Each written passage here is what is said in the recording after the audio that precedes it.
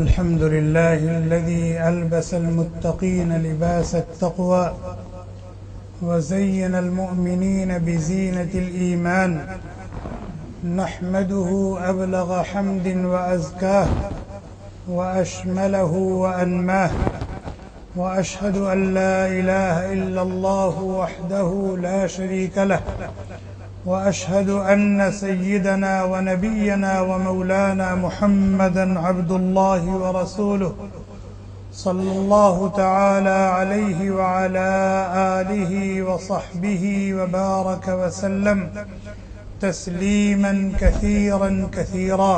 أما بعد، أعوذ بالله من الشيطان الرجيم. بسم الله الرحمن الرحيم.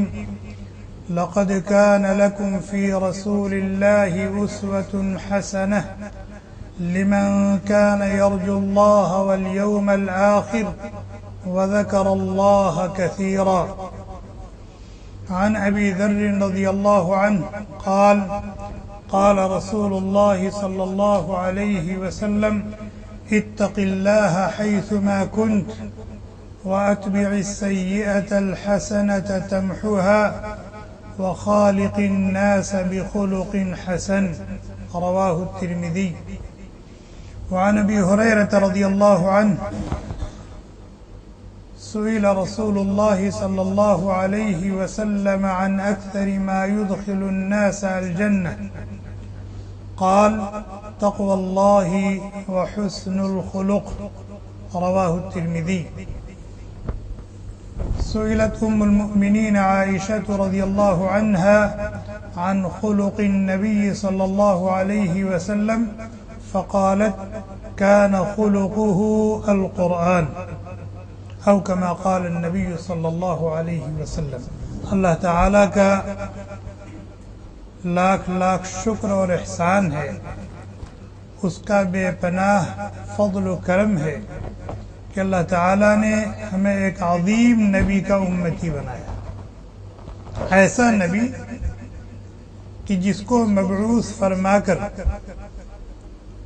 جس کے امتی ہونے کا شرف بخش کر اللہ تعالیٰ نے اپنے بندوں پر احسان جتلایا۔ لقد من اللہ علی المؤمنین، اللہ تبارک و تعالی نے ایمان والوں پر احسان عظیم فرمایا۔ اللہ تعالیٰ احسان جتلا رہے، اللہ تعالیٰ نے ایمان والوں پر احسان عظیم فرمایا۔ اذ بعث فیہم رسولا من انفسہم، کہ انہی میں سے ایک عظیم رسول مبعوث فرمایا، ایک عظیم رسول انہیں دیا۔ اور وہ رسول کتنا عظیم ہے کہ اللہ تبارک و تعالی نے اس کو امام الانبیاء ہونے کا شرف بخشا۔ اپنے سفر اسراء و معراج میں، یعنی اللہ تبارک و تعالی نے جب اپنے حبیب کو معراج کے شرف سے مشرف فرمایا اور حضرت جبریل علیہ السلام کے ذریعے سے اپنے نبی کو اسی جسم اور روح کے ساتھ اپنے پاس عرش پر بلایا، تو مکہ مکرمہ سے مسجد اقصی تک کے سفر کو اسراء کہا جاتا ہے، اور مسجد اقصی سے عرش تک کے سفر کو معراج کہا جاتا ہے۔ اللہ تعالیٰ نے اسراء کا تذکرہ کیا ہے اپنے قرآن پاک میں: سبحان الذی اسری بعبدہ لیلا من المسجد الحرام۔ پاک ہے وہ ذات جو راتوں رات لے گیا اپنے بندے محمد صلی اللہ علیہ وسلم کو مسجد حرام سے الی المسجد الاقصی، مسجد اقصی۔ تو مسجد حرام سے مسجد اقصی تک کے سفر کو اسراء کہا جاتا ہے۔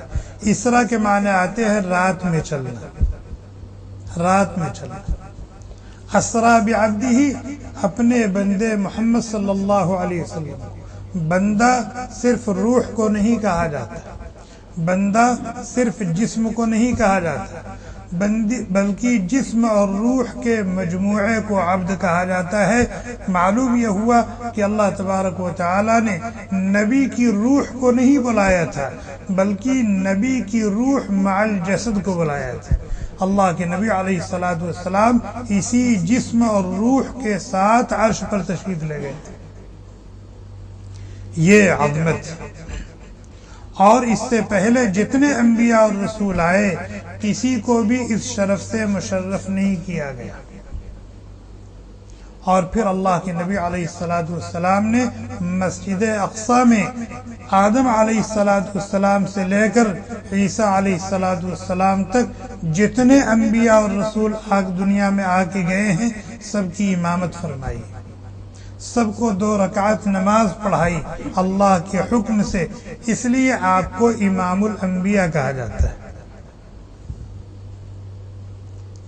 اور اللہ تبارک و تعالی نے اپنے نبی کو رحمت للعالمین بنایا، رحمت للمؤمنین نہیں بنایا، رحمت للانس والجان نہیں بنایا، بلکہ رحمت للعالمین بنایا۔ عالم کسے کہتے ہیں؟ اللہ کے علاوہ جو کچھ ہے جس شکل میں، اس کو عالم کہا جاتا ہے۔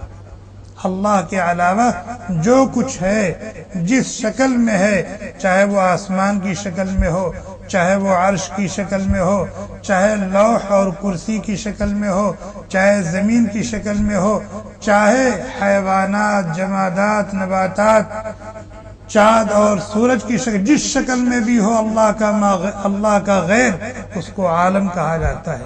اور آپ سب کے لیے رحمت، جو آپ کے ماننے والے ہیں، آپ کے دامن رحمت سے وابستہ ہیں، ان کے لیے تو رحمت ہے ہی ہے، خصوصی رحمت۔ چنانچہ اللہ تعالیٰ فرماتے ہیں لَقَدْ جَاءَكُمْ رَسُولٌ مِّنْ أَنفُسِكُمْ عَزِيزٌ عَلَيْهِ مَا عَنِتُّمْ حَرِيصٌ عَلَيْكُمْ بِالْمُؤْمِنِينَ رَءُوفٌ رَحِيمٌ۔ ایمان والوں کے حق میں تو بے انتہا شفیق اور مہربان، ایمان والوں کے حق میں بے انتہا شفیق اور مہربان۔ اور جو آپ کی دامن رحمت سے وابستہ نہیں ہوئے ہیں، آپ کی دعوت کو انہوں نے قبول نہیں کیا ہے، آپ کے لائے ہوئے پیغام پر لبیک نہیں کہا ہے، ان کے لیے بھی رحمت، ان کے لیے بھی رحمت، حتیٰ کہ سمندر میں رہنے والی تیرنے والی مچھلیوں کے لیے رحمت، فضاؤں میں اڑنے والے پرندوں کے لیے رحمت ہیں، بلوں میں رہنے والی چیونٹیوں اور کیڑوں مکوڑوں کے لیے رحمت۔ سفر میں تھے، ضرورت کے لیے گئے، واپس آئے تو دیکھا کہ چیونٹیاں، بہت ساری چیونٹیاں تھیں، ان کو کسی نے جلا دیا تھا۔ وہاں صحابہ نے پڑاؤ ڈالا ہوگا، اور جنگل بیابان میں چیونٹیاں بہت ہوتی ہیں، ان کے سوراخ ہوتے ہیں، اس میں سے نکلتی رہتی ہیں، آتی جاتی رہتی ہیں۔ تو جہاں انہوں نے پڑاؤ ڈالا وہاں چیونٹیاں بہت رہی ہوں گی، کچھ گھاس پھوس اکٹھا کیا اور آگ لگا دیا، سب جل گئی۔ یہ تو ہم بھی کرتے رہتے ہیں۔ نبی کریم صلی اللہ علیہ وسلم تشریف لائے اور آپ نے یہ منظر دیکھا تو ناگواری کا اظہار فرمایا اور پوچھا یہ کس نے کیا؟ تو جس نے کیا تھا اس نے اعتراف کیا۔ اللہ کے نبی علیہ السلام نے سختی سے منع کیا اور فرمایا کہ آگ کا عذاب یہ صرف خالق نار کو اس کا حق ہے، جس نے آگ کو پیدا کیا ہے، جو نار کا خالق ہے، یہ حق اسی کو ہے کہ کسی کو آگ کا عذاب دے۔ اس کے علاوہ کسی کو یہ حق نہیں ہے کہ اللہ کی کسی مخلوق کو آگ کے ذریعے سے عذاب دے یا اس کو مارے۔ قرآن کریم کی آیت ہے ان الابرار لفی نعیم، ان الابرار لفی نعیم، یقیناً ابرار لوگ ہمیشہ ہمیش کی نعمتوں میں ہوں گے۔ صاحب روح المعانی علامہ آلوسی رحمۃ اللہ علیہ نے اس کی تفسیر کی ہے کہ ابرار کسے کہتے ہیں۔ فرمایا الابرار الذین لا یرضون الشر ولا یؤذون الذرہ، ابرار کہتے ہیں ان خوش نصیبوں کو جو برائی کو پسند نہیں کرتے، جو شر اور برائی کو پسند نہیں کرتے، خود شر اور برائی کا ارتکاب نہیں کرتے، اور کوئی کرتا ہے تو اس کو برداشت بھی نہیں کرتے، اس کو روک دیتے ہیں، ٹوک دیتے ہیں، منع کر دیتے ہیں، سمجھا دیتے ہیں، بجھا دیتے ہیں۔ لا یرضون الشر، اللہ کی معصیت اور نافرمانی، اللہ کو ناراض اور ناخوش کرنے والا کام ان کو گوارا نہیں، نہ خود کرتے ہیں اور نہ کسی کو کرنے دیتے ہیں۔ ولا یؤذون الذر، اور چیونٹی تک کو ستاتے نہیں۔ ابرار کسے کہتے ہیں؟ جو اللہ کی معصیت اور نافرمانی کو پسند نہیں کرتے، نہ خود نہ دوسروں کے لیے، اور جو اللہ کی کسی مخلوق کو حتیٰ کی چیونٹی تک کو نہیں ستاتے، نہیں تکلیف دیتے۔ تو جو نبی کی شان رحمت ہے وہ نبی کے ماننے والوں میں بھی منتقل ہوئی، نبی کے ماننے والوں میں بھی منتقل ہوئی۔ ہمارے بزرگوں میں ایک بزرگ گزرے ہیں، حضرت مولانا شاہ ابرار الحق صاحب رحمۃ اللہ علیہ۔ حضرت بیٹھے وضو کرنے کے لیے، جب پانی گرایا تو وہاں سوراخ رہا ہوگا، بل رہی ہوگی چیونٹیوں کی، کچھ پانی گیا ہوگا تو چیونٹیاں اندر سے نکل آئی۔ ہم ہوتے تو وضو کرتے رہتے اور چیونٹیاں پانی میں بہتی رہتی، لیکن انہوں نے اپنی جگہ بدل دی، وہاں سے لوٹا لے کر کے ہٹ گئے تاکہ چیونٹیوں کو تکلیف نہ ہو، ان کا گھر نہ تباہ ہو جائے اور وہ پانی میں ڈوب کے مر نہ جائے۔ دوسری جگہ چلے گئے وضو کرنے کے لیے، وہاں گئے تو وہاں بھی یہی صورتحال پیش آئی، پھر وہاں سے اٹھ کے تیسری جگہ چلے گئے۔ اب دیکھنے والوں کو یہ پتہ نہیں کہ حضرت کیوں جگہ بدل رہے اپنی، تو پوچھنے والوں نے پوچھا تو فرمایا کہ وہاں میں بیٹھا تھا تو وہاں کچھ چیونٹیاں تھیں، مجھے ڈر ہوا کہ کہیں پانی میں وہ بہہ نہ جائے، یا اگر ان کی بل و سوراخ ہوگا تو پانی اس میں چلا جائے گا تو ان کو تکلیف ہوگی۔ وہاں گیا تو وہاں بھی یہی صورتحال تھی۔ تو میں یہ عرض کر رہا تھا کہ نبی کریم صلی اللہ علیہ وسلم کو اللہ تبارک و تعالی نے کائنات کے ذرے ذرے کے لیے رحمت بنا کر کے بھیجا ہے، حتیٰ کہ اللہ تعالیٰ کی وہ مخلوقات جن میں بظاہر حس و حرکت نہیں ہے، جان نہیں ہے، یہ پیڑ پودے، نبی کی ذات ان کے لیے بھی رحمت ہے، نبی کی ذات ان کے لیے بھی رحمت ہے۔ چنانچہ جب مجاہدین کی کوئی جماعت بغرض جہاد جاتی تھی تو اللہ کے نبی علیہ السلام ان کو ہدایات دیتے تھے، نصیحت کرتے تھے، سمجھاتے تھے، بجھاتے تھے۔ چنانچہ انہی نصیحتوں میں ایک نصیحت یہ فرماتے تھے کہ ہرے بھرے درختوں کو مت کاٹنا، دشمن کے ہرے بھرے درختوں کو مت کاٹنا، ان کی لہلہاتی ہوئی کھیتیوں کو مت اجاڑنا، ان کو نقصان نہ پہنچانا، یہ اللہ کی نعمت ہے، اور انہوں نے تمہارا کیا بگاڑا ہے، کیا نقصان کیا۔ اسی کو اللہ تعالیٰ نے فرمایا وَمَا أَرْسَلْنَاكَ إِلَّا رَحْمَةً لِّلْعَالَمِينَ، کہ ہم نے آپ کو کائنات کے ذرے ذرے کے لیے رحمت بنا کر دیا۔ نبی کا وجود ابو جہل کے لیے بھی رحمت تھا، نبی کا وجود ابو لہب کے لیے بھی رحمت تھا، نبی کا وجود جیسے نبی کے دوستوں کے لیے رحمت ہے، ایسے ہی نبی کے دشمنوں کے لیے بھی رحمت ہے۔ سفر میں تھے، دوپہر میں قیلولے کی غرض سے صحابہ نے پڑاؤ ڈالا، جہاں جس کو جگہ ملی وہاں اس نے اپنا ڈیرا ڈال دیا۔ ایک گھنا درخت تھا ببول کا، صحابہ نے وہ درخت چھوڑ دیا تاکہ اللہ کے نبی علیہ السلام یہاں آرام فرمائیں۔ چنانچہ آپ وہاں گئے اور اپنی تلوار آپ نے درخت کی کسی ٹہنی سے لٹکا دی اور لیٹ گئے۔ ایک کافر دشمن اس کی نظر پڑی تو اس نے سوچا کہ موقع غنیمت ہے، صحابہ تو ہیں ساتھ میں لیکن دور ہیں، آپ یہاں اکیلے ہیں، تنہا ہے، موقع سے فائدہ اٹھانا چاہیے۔ چنانچہ اس نے بڑھ کر کے تلوار اٹھائی اور انتہائی گستاخانہ انداز میں نبی کو بیدار کیا اور کہا اب تم کو میرے ہاتھ سے کون بچائے گا؟ میری تلوار سے تم کو کون بچائے گا؟ ہم ہوتے تو ہمارے ہاتھ پیر پھول جاتے۔ نبی کریم صلی اللہ علیہ وسلم نے انتہائی اعتماد کے ساتھ فرمایا اللہ ربی اللہ، میرا اللہ مجھے بچائے گا، میرا اللہ مجھے بچائے گا۔ روایات میں آتا ہے کہ اس کے بدن میں کپکپی طاری ہوئی۔ یہ جملہ جب اس کے کان میں پڑا ہے نبی کریم صلی اللہ علیہ وسلم کی زبان فیض ترجمان سے کہ میرا اللہ مجھ کو بچائے گا، تو اس کے بدن میں کپکپی طاری ہو گئی اور اس کے ہاتھ سے تلوار چھوٹ کے گر گئی۔ نبی علیہ السلام نے بڑھ کے تلوار ہاتھ میں لی اور فرمایا کہ اب بتاؤ مجھ سے تم کو کون بچائے گا؟ تو اس کا ایمان تو اللہ پر تھا نہیں۔ اس نے کہا کہ آپ کریم ہیں، ابن کریم ہیں، اور کریم سے کرم ہی کی امید کی جاتی ہے، مجھے آپ بخش دیں تو میری جان بخشی جائے گی۔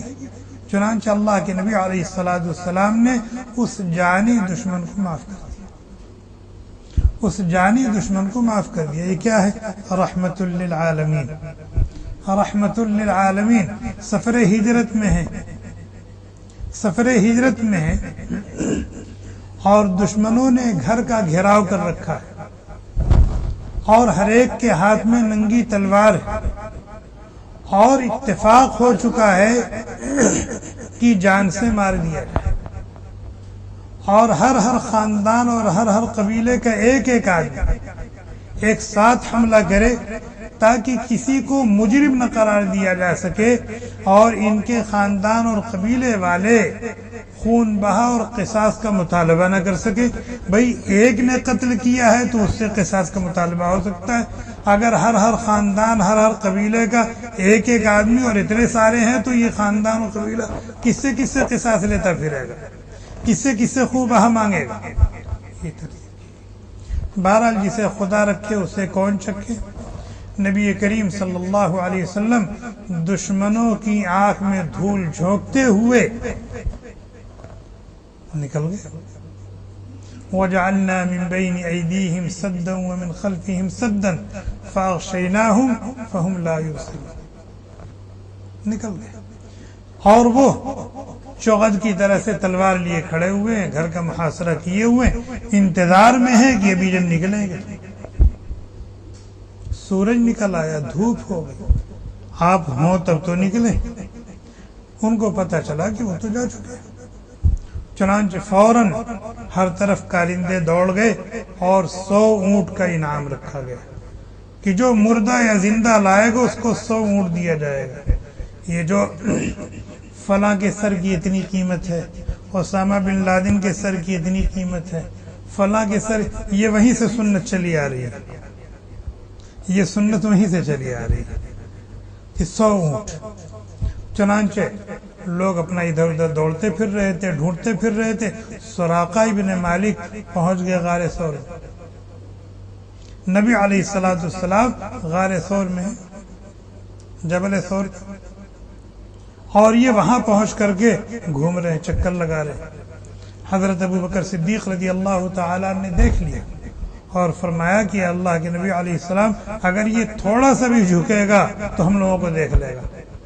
اللہ کے نبی علیہ السلام نے فرمایا لا تحزن ان اللہ معنا، غم نہ کرو، ہمیں اللہ کا ساتھ ہمیں حاصل ہے، اللہ ہمارے ساتھ، وہ ہماری حفاظت کرے۔ 3 دن کے بعد جب آپ نکلے اور سفر شروع ہوا اور یہ سب ڈھونڈ ڈھانڈ کر کے تھک ہار کے بیٹھ گئے کہ اب ہاتھ آنے والے نہیں ہیں، سفر شروع ہوا۔ سراقہ ابن مالک پیچھے لگ گیا۔ آپ اونٹنی پر سوار تھے، حضرت ابوبکر صدیق رضی اللہ تعالیٰ ایک اونٹنی پر تھے، نبی علیہ السلام ایک اونٹنی پر، اور یہ گھوڑے پر سوار تھے۔ اب گھوڑے کی رفتار اور اونٹنی کی رفتار، بہرحال پیچھے جا لگا. نبی کریم صلی اللہ علیہ وسلم نے مڑ کے دیکھا تو معجزانہ طریقے پر اس کے گھوڑے کا دونوں پیر آگے کا زمین میں دھس گیا. بلبلانے لگا، گڑ گڑانے لگا، معافیاں مانگنے لگا، سسکیاں لینے لگا. اللہ کے نبی علیہ السلام نے اس کو معاف کر دیا.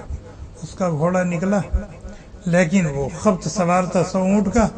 جب دیکھا کہ اونٹ گھوڑا سلامتی کے ساتھ نکل آیا تو پھر شیطان نے اور نفس نے اس کو چنانچہ پھر پیچھے دوڑا، پھر وہی صورتحال پیش آئی. حالانکہ یہ تو دشمن تھا. ابو بکر صدیق رضی اللہ تعالیٰ عنہ کو حکم دیتے، وہ اٹھنے سے اترتے، اس کا سر قلم کر دیتے. لیکن اللہ کے نبی علیہ السلام نے اس سے وعدہ وعید لے کر کے پھر معاف کر دیا. وما ارسلناک الا رحمۃ للعالمین. اللہ تعالیٰ نے ہمیں اتنے عظیم رسول کا امتی بنایا. اور یہی نہیں بلکہ خاتم الانبیاء اور خاتم المرسلین ہونے کا شرف بھی بخشا. یہ بھی بہت بڑا شرف کہ آدم علیہ السلام سے نبوت کا جو سلسلہ شروع فرمایا تھا، اس سلسلے کو محمد رسول اللہ صلی اللہ علیہ وسلم پر کیا کر دیا؟ مکمل کر دیا. اور ان سے پہلے جتنے نبی آتے تھے وہ محدود وقت کے لیے آتے تھے، محدود علاقے کے لیے آتے تھے. لیکن محمد صلی اللہ علیہ وسلم کو اللہ تعالیٰ نے جو نبوت عطا فرمائی وہ کسی زمانے کے ساتھ یا کسی علاقے کے ساتھ مخصوص نہیں. قیامت تک آنے والے جن و انس کے لیے اور دنیا کے طول و عرض میں جس خطے اور جس علاقے کا رہنے والا بھی ہو، سب کے نبی، سب کے نبی. ما كان محمد ابا احد من رجالكم ولكن رسول الله وخاتم النبيين. اگر کوئی شخص محمد رسول اللہ صلی اللہ علیہ وسلم کو اللہ کا رسول اور اللہ کا نبی مانتا ہے لیکن خاتم النبیین نہیں مانتا، تو جیسے وہ شخص کافر ہے جو محمد صلی اللہ علیہ وسلم کی نبوت و رسالت کو نہ مانے، ایسے ہی وہ شخص بھی کافر ہے جو ان کی نبوت و رسالت کو مانے لیکن ان کے خاتم النبیین ہونے کو نہ مانے، وہ بھی کافر ہے. وَلَكِنْ رَسُولَ اللَّهِ وَخَاتَمَ النَّبِيِّينَ. اور شفاعت کبریٰ کل قیامت کے دن پورے جن و انس کے لیے جو سفارش ہوگی، کسی خاص فرد کے لیے نہیں، کسی خاص جماعت کے لیے نہیں، اور صرف اپنے امتیوں کے لیے نہیں، پوری دنیا جن و انس کے لیے جو سفارش ہوگی اس کو شفاعت کبریٰ کہا جاتا ہے. اللہ تعالیٰ نے اس شرف سے بھی محمد رسول اللہ صلی اللہ علیہ وسلم کو مشرف فرمایا. ہم جو دعا کرتے ہیں اللہم رب هذه الدعوة التامة والصلاة القائمة آت محمدا الوسیلة والفضیلة وابعثه مقاما محمودا الذي وعدته. یہ وہی مقام محمود ہے، یہ وہی مقام محمود ہے. اور جب تک اللہ کے نبی علیہ السلام جنت میں نہیں جائیں گے اس وقت تک جنت دوسروں کے اوپر حرام ہے، دوسرا کوئی جنت میں نہیں جا سکتا. جنت کے دروازے کو کھلوانے والی شخصیت نبی علیہ السلام کی ہے اور آپ کے ہاتھ میں لواء الحمد ہوگا. ایک پہلو تو یہ ہے، ایک پہلو یہ ہے. دوسرا پہلو سن لیجئے. کان یخصف نعلہ، کان یخصف نعلہ، آپ کی چپل ٹوٹ جاتی تھی تو خود ہی اس کو گانٹھ لیتے تھے، خود ہی اس کو گانٹھ لیتے تھے. ہم کر سکتے ہیں یا کرتے ہیں؟ ہم کرتے ہیں؟ ہم تو اٹھا کے پھینک دیتے ہیں، ہم تو اٹھا کے پھینک دیتے ہیں یا کسی چپل اور جوتا گاٹھنے والے کو چند پیسے دے کر کے گٹھوا لیتے ہیں. لیکن یہ امام الانبیاء ہے، خاتم النبیین ہیں، رحمت للعالمین ہیں، محبوب رب العالمین ہیں، جن کے گھر میں 9 بیویاں موجود ہیں اور جن کے اوپر ہر صحابی جان چھڑکنے کے لیے تیار ہے، آمادہ ہے. ان کی چپل ٹوٹ جاتی ہے، جوتا پھٹ جاتا ہے تو خود سے اس کو گانٹھ لیتے ہیں. وَيُرَقِّعُ ثَوْبَهُ، کپڑا پھٹ جاتا ہے تو اس کو ریجیکٹ نہیں کر دیتے، یا عائشہ کو نہیں دیتے کہ اس میں پیبند لگا دو، ام سلمہ کو نہیں دیتے، سودا کو نہیں دیتے، خود ہی اس میں پیوند لگا لیتے ہیں، خود ہی اس میں پیوند لگا لیتے ہیں۔ بکری پلی ہوئی ہے، خود ہی اس کو چارہ دے دیتے ہیں، خود ہی اس کی غلاظت کو صاف کر دیتے ہیں، خود ہی اس کا دودھ نکال لیتے ہیں۔ آپ کی اونٹنی تھی، خود ہی اس کی خدمت کر لیتے تھے، اس کو چارہ دیتے تھے اور اس کو ادھر سے ادھر کرتے تھے، یعنی جو ایک جانور کی خدمت ہوتی ہے اللہ کے نبی علیہ السلام خود اس کو انجام دیتے تھے اپنے ہاتھوں سے۔ وَيَأْكُلُ مَعَ الْخَادِمِ، حضرت انس رضی اللہ تعالیٰ عنہ 10 سال 12 سال عمر تھی، بچے تھے اور خادم کی حیثیت سے ساتھ میں رہتے تھے، لیکن اللہ کے نبی علیہ السلام جب کھانا کھاتے تھے تو ان کو ساتھ میں لے کے کھاتے تھے۔ حضرت زید اور دوسرے کئی غلام آپ کی ملکیت میں تھے، آپ ان کو چھوڑ کے اکیلے کھانا نہیں کھاتے تھے۔ بلال حبشی صحابی ہیں، حبشہ کے رہنے والے، ساتھ میں لے کے کھانا کھاتے تھے۔ ہم اپنے ڈرائیور کو لے کے کھانا کھا سکتے ہیں؟ اپنے کھیت میں کام کرنے والے، باغ میں کام کرنے والوں کو ساتھ میں لے کے کھانا کھا سکتے ہیں؟ نہیں کھا سکتے، ہار محسوس ہوتی، ہماری موش نیچی ہو جائے گی، لوگ کیا کہیں گے، ہماری عزت داؤ پہ لگ جائے گی۔ لیکن یہ ہمارا نبی یاکل مع الخادم ویجالس مع المسکین، معاشرے کے جو گرے پڑے لوگ ہوتے تھے، معاشرے میں جن کی کوئی وقعت نہیں ہوتی تھی، کوئی حیثیت نہیں ہوتی تھی، ان کے ساتھ آپ بیٹھتے تھے۔ معاشرے میں بلال کی کوئی حیثیت نہیں تھی، معاشرے میں صہیب کی کوئی حیثیت نہیں تھی، معاشرے میں سلمان کی کوئی حیثیت نہیں تھی، معاشرے میں عمار اور یاسر کی کوئی حیثیت نہیں تھی، لیکن آپ اہتمام کے ساتھ ان کے ساتھ بیٹھتے تھے، ان کو وقت دیتے تھے۔ کئی مرتبہ ابو جہل نے، ولید ابن مغیرہ نے مطالبہ کیا، فرمائش کی، کیا کہ ہم چاہتے کہ آپ کے ساتھ بیٹھیں، آپ کی باتوں کو سنیں، لیکن وہاں بلال ہوتے ہیں، وہاں سلمان ہوتے ہیں، وہاں صہیب ہوتے ہیں، ہمیں عار محسوس ہوتی ان لوگوں کے ساتھ بیٹھتے ہوئے، اس لیے آپ ہمارے لیے الگ سے وقت نکالیں، الگ سے مجلس۔ ابھی نبی علیہ السلام نے کوئی جواب نہیں دیا تھا، کوئی جواب نہیں دیا تھا، اللہ تعالیٰ نے سختی سے منع کیا کہ ان بدماشوں کی اس فرمائش کو وَاصْبِرْ نَفْسَكَ مَعَ الَّذِينَ يَدْعُونَ رَبَّهُمْ بِالْغَدَاةِ وَالْعَشِيِّ يُرِيدُونَ وَجْهَهُ، ان لوگوں کے ساتھ بیٹھے۔ اور محلے میں، پڑوس میں جو بیوائیں ہوتی تھیں، جو گھر کی بوڑھی ہوتی تھیں، جن کا سودا سلف لانے والا بازار سے کوئی نہیں ہوتا تھا، پینے کے لیے کنویں سے پانی لانے والا کوئی نہیں ہوتا تھا، یا وہ اپنے گھر کی صفائی نہیں کر سکتی تھی، جھاڑو نہیں دے سکتی تھی، اللہ کے نبی علیہ السلام ان کی ضرورتیں پوری کرتے تھے، ان کا سودا سلف لاتے تھے، ان کا سامان ایک جگہ سے دوسری جگہ پہنچانا ہوتا تھا، اپنے سر پہ رکھ کر کے، اپنے کندھے پہ رکھ کر کے لے جا کر کے پہنچا دیتے تھے۔ اور ہٹو بچو والا معاملہ نہیں تھا، ہٹو بچو والا نہیں معاملہ تھا کہ ابھی حضرت آرام کر رہے ہیں، ابھی حضرت سو رہے ہیں، حضرت سے ملاقات کا یہ وقت ہے، اس وقت ملاقات نہیں ہو سکتی۔ نہیں، راستہ چلتے ہوئے معاشرے کا معمولی سے معمولی آدمی، بوڑھی سے بوڑھی عورت روک لیتی تھی اور اپنی ضرورت، دینی مسئلہ پوچھنا ہوتا تھا پوچھ لیتی تھی، دنیا کی کوئی ضرورت کہنی ہوتی تھی کہہ لیتی تھی، اور اللہ کے نبی علیہ السلام اس وقت تک خود نہیں ہٹتے تھے جب تک وہ خود نہ ہٹ جائے، اس وقت تک ہٹتے نہیں تھے جب تک وہ خود نہ ہٹ جائے، حتیٰ کہ اگر کوئی مسافہ کرتا تھا تو جب تک وہ خود اپنا ہاتھ نہ کھینچ لے، اللہ کے نبی علیہ السلام اپنا ہاتھ نہیں کھینچتے تھے، نہیں ہٹاتے۔ غریب سے غریب آدمی، حتیٰ کہ کسی کا غلام، غریب سے غریب آدمی، حتیٰ کہ کسی کا غلام، غلام کو کیا کھانے میں ملتا ہے؟ غلام کو کیا کھانے میں ملتا ہوگا اس وقت جب ایک ایک کھجور پر صحابہ کرام کی دن بھر 24 گھنٹے گزرتے تھے، 2 مہینہ 3 مہینہ گھر میں آگ نہیں جلتی تھی، تو وہاں غلاموں کو کیا کھانے میں ملتا رہا ہوگا۔ لیکن اگر کسی غلام نے بھی یہ خواہش ظاہر کی کہ میں آپ کی دعوت دینا چاہتا ہوں، آپ کو کھلانا چاہتا ہوں، اللہ کے نبی علیہ السلام بڑی بشاشت کے ساتھ اس کی دعوت کو قبول کر لیتے تھے، اور جو کچھ روکھی سوکھی اس کے پاس ہوتی تھی کھا لیتے تھے اور دعا دیتے تھے، کھا لیتے تھے اور دعا دیتے تھے۔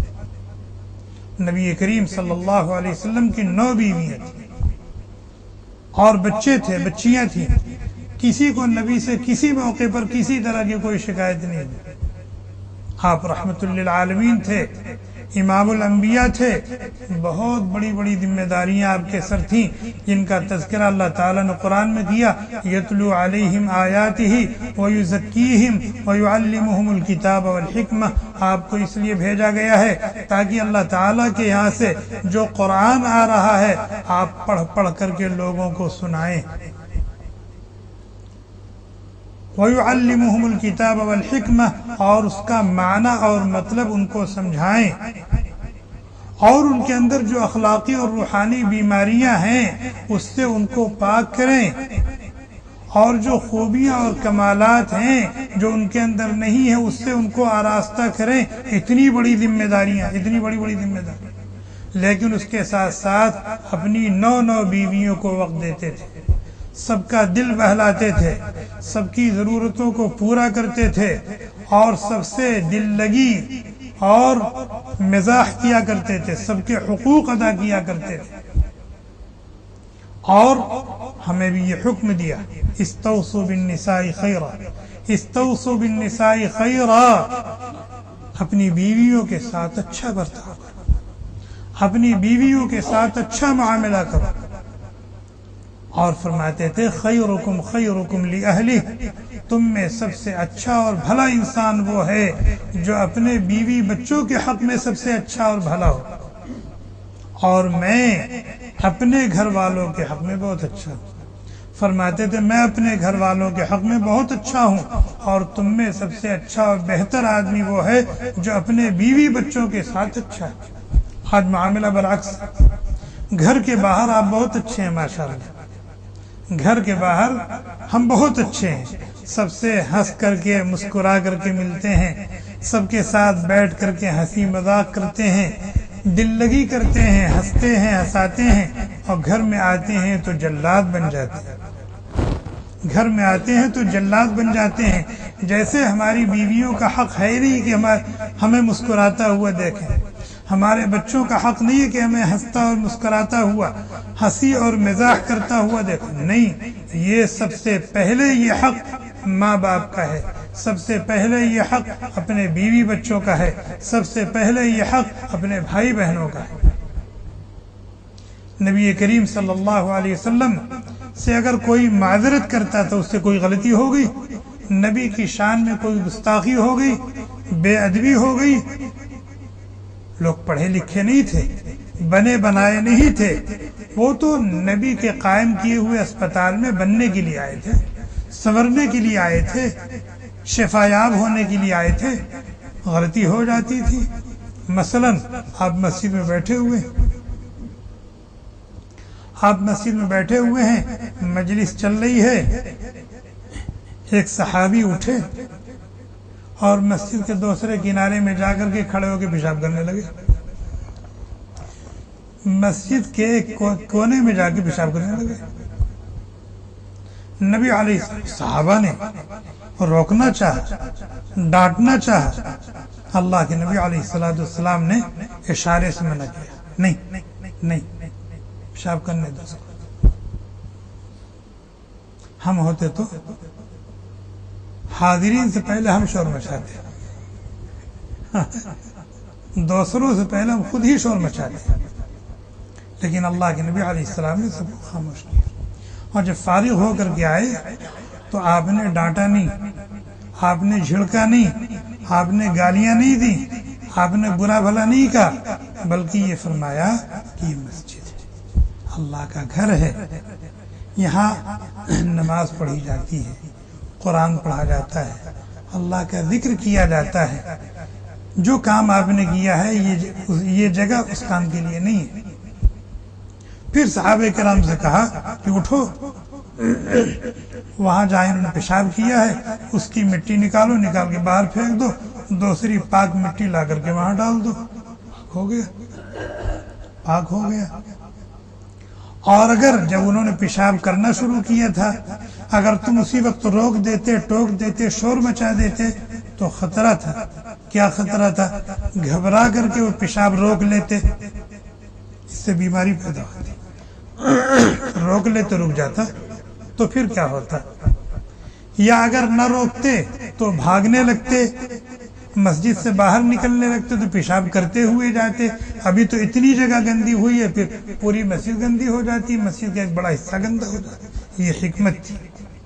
تو میں یہ عرض کر رہا تھا کہ جب کسی سے کوئی غلطی ہو جاتی تھی، کوئی بے ادبی ہو جاتی تھی اور وہ معذرت کرتا تھا تو اللہ کے نبی علیہ السلام مواخذہ نہیں فرماتے تھے، اس کی معذرت کو قبول کر لیتے تھے اور اس کو دعا دیتے تھے۔ کبھی کوئی سوال کرتا تھا تو آپ اس کا جواب اس انداز سے دیتے تھے، سوال چاہے جتنا ٹیڑھا ہو، سوال جتنا بھی ٹیڑھا ہو، جتنا بھی تلخ ہو، جتنا بھی کڑوا ہو، لیکن جواب آپ اس انداز سے دیتے تھے کہ کسی کو رائی کے دانے کے برابر بھی اذیت نہ ہو، کسی کو ناگواری نہ ہو، کسی کو برا نہ محسوس ہو۔ اور اگر پتہ چل جاتا تھا کہ فلاں نے یہ غلط کام کیا ہے، فلانے سے یہ غلطی ہوئی ہے اور یہ کام شرعاً جائز نہیں ہے، یا ایک بندے مومن کے شایان شان نہیں ہے، تو آپ اس کا نام لے کر کے نہیں ٹوکتے تھے، اس کو بلا کر کے نصیحت نہیں کرتے تھے، ایک عام خطاب کرتے تھے، ایک عام خطاب کرتے تھے، ما بال اقوام یفعلون کذا وکذا۔ کیا بات ہے کہ کچھ لوگ اس طرح کے کام کرتے ہیں جو نہیں کرنے چاہیے، وہ غلط، ان کی شان بندگی کے خلاف ہے، اور جس سے یہ غلطی ہوئی ہے اس کو پتہ بھی نہیں چلتا تھا کہ میں مخاطب ہوں، اس انداز سے مخاطب کرتا، نہ تو نام لیتے تھے، نہ اس کی طرف اشارہ کرتے تھے، اور حاضرین کو پتہ بھی نہیں چلتا تھا کہ مخاطب کون ہے اور کس سے یہ غلطی ہوئی۔ یہ عجیب انداز تھا اس اصلاح کا۔ اور آپ کا تعلق صرف مسجد تک نہیں تھا، صرف صفہ تک نہیں تھا، صرف گھر تک نہیں تھا، آپ بازار میں بھی چلے جاتے تھے، آپ بازار میں چلے جاتے تھے اور وہاں لوگوں کو سمجھاتے تھے، یرشدہم الی الامانہ، کیا کہتے تھے؟ التاجر الصدوق الامین یحشر مع الانبیاء والصدیقین والشہداء والصالحین۔ بھئی آپ لوگ تاجر ہیں، اور وہ تاجر جس کے اندر دو صفت پائی جاتی ہو، کیا؟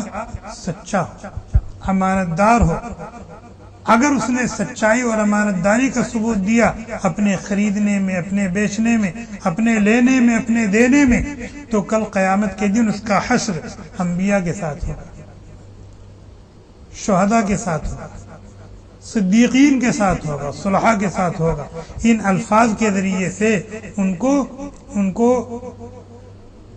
ان کی تربیت فرماتے تھے، اور فرماتے تھے کہ ایاک والکذب، جھوٹ سے بچو، دھوکہ دہی سے بچو، جھوٹ سے بچو، دھوکہ دہی سے بچو، خیانت سے بچو، ملاوٹ سے بچو۔ چنانچہ ایک صحابی تھے، وہ غلے کا ڈھیر لگائے ہوئے تھے، وہ غلہ بیچ رہے تھے، غلے کے تاجر تھے۔ نبی کریم صلی اللہ علیہ وسلم غلے کے ڈھیر کے پاس گئے اور اپنا دست مبارک ڈھیر کے اندر ڈالا، ڈال کے جب نکالا تو ہاتھ میں تری تھی، اوپر غلہ بالکل سوکھا ہوا ہے، اندر سے گیلا ہے، تر ہے بالکل۔ تو آپ نے ہاتھ نکالا اور فرمایا ما ھذا، یہ کیا ہے؟